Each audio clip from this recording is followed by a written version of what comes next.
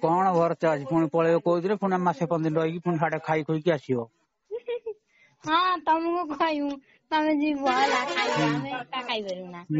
ନା ତମେ ଖା ତମକୁ ଦଉଛନ୍ତି ତମେ ଖା।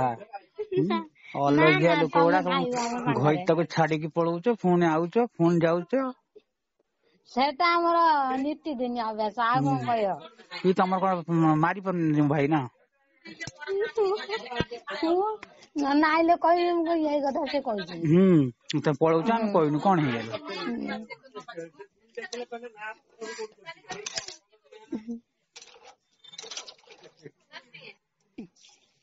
ଆଉ କଣ କହୁନା। ବାଲଟା ଦବ ତମେ।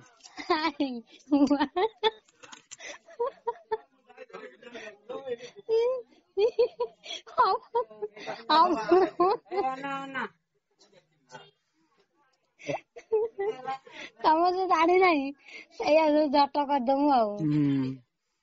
ତମର ତ ନମ୍ବା ଆହୁରି ଆମର ହେଇଥିବ ସେଇଆକୁ କରିଦଉନ। ଆରେ ଇଏ ତ ଭଲ କଥା। ଏ ବଡ ଯାଇଥିଲା ବା ବଡ ଆଣି ନେଇକି ପଳେଇ ମେଞ୍ଚାଇ ଖଣ୍ଡ ଆଣିଥିବ 15 ଦିନ ରହିଥିବା। ତାକୁ ଆଗଟା ସିଏ ଦବ। ସେ ଶବ୍ଦ ଟା ମୁଁ କହିପାରିବି ନା ସେଇ ଯୋଉଟା ସେ କେ ନଦେଲେ ମୁଁ ଦେମି ହେଲା। ଜମା ସିମିତି ତମକୁ କିଏ କହିବନି। କହିଲା ତମକୁ କଣ କିଛି କହୁଛି ଯେ ସେଇ ଭାଇ ଯାହା ବି ତମକୁ ହେଲେ ଫୋନ ମୁଁ କରି